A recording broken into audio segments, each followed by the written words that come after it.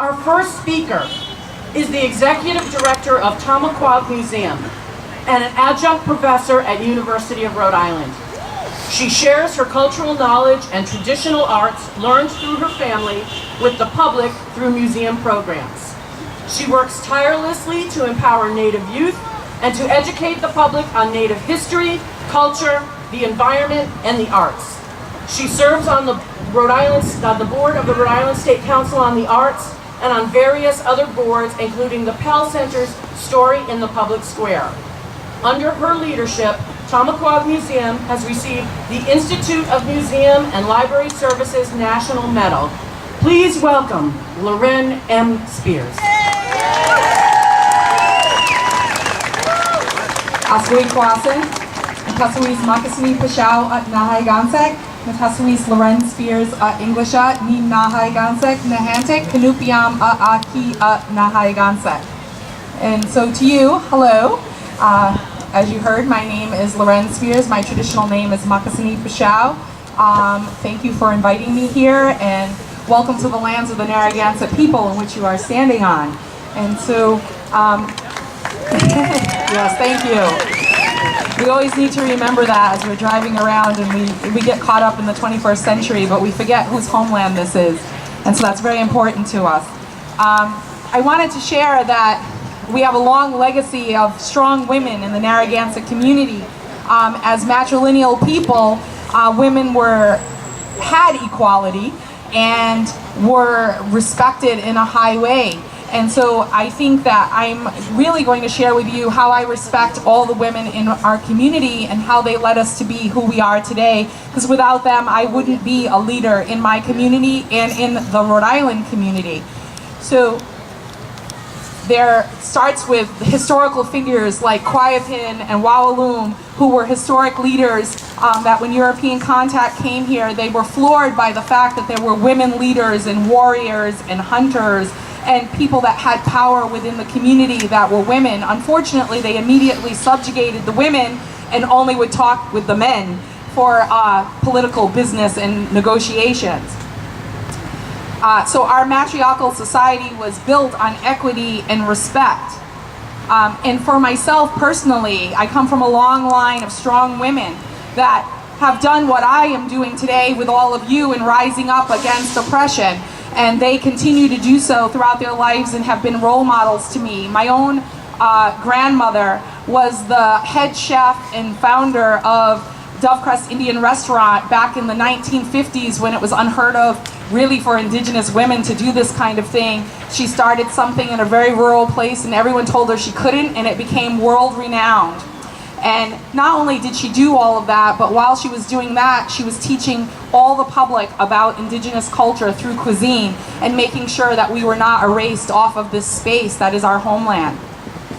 My own mother, Nukas, is a teacher and an oral historian and an author and teaches the Narragansett language to this day, helping our community to keep our fluency up so that we can be proud of who we are and be connected to who we are, because our languages are part of who we are as people, and there's things that you can't get back when you lose your traditional language. My aunt, Nukasisi, which in our language, aunt is the word for little mother, and in our communities, your aunties are your other mothers. And my aunt, and many of them, but one of them that you may know, Paula Dove Jennings, is a nationally known storyteller, author, and oral historian. These are people that helped me be who I am today so that we could be here and be strong. My sister is also a teacher and a storyteller and a culture bearer and has 7 children, so she is definitely in the rules of making sure that she's bringing forth the next generations to come. But with that, she's also strong in cultural knowledge and competencies.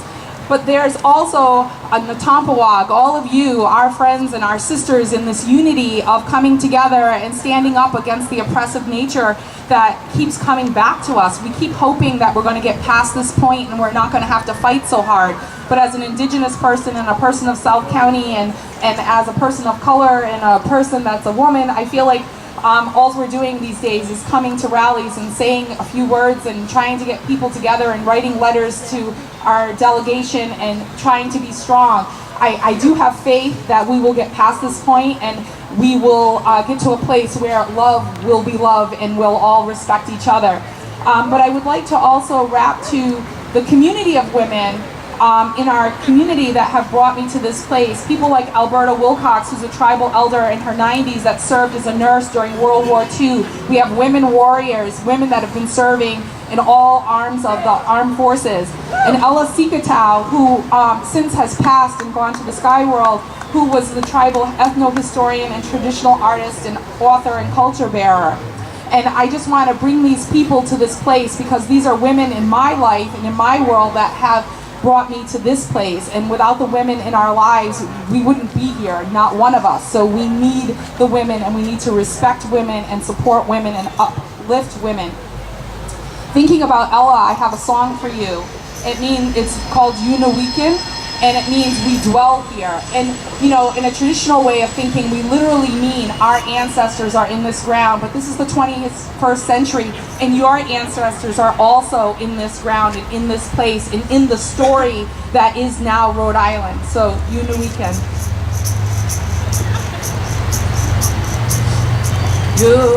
Unaweekan, Unaweekan,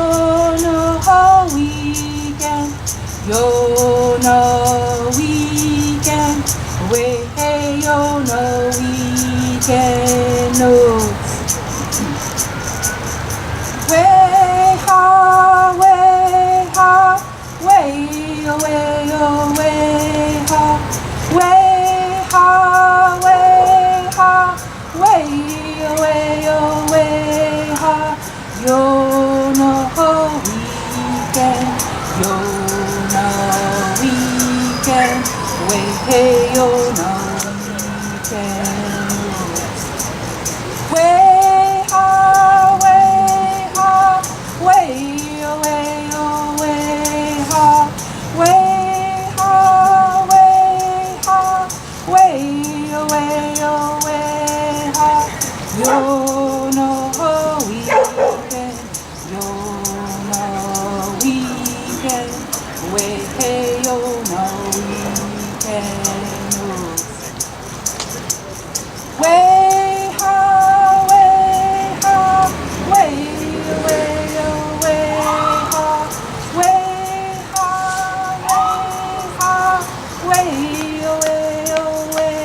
ha. Unaweekan, Unaweekan, way Unaweekan.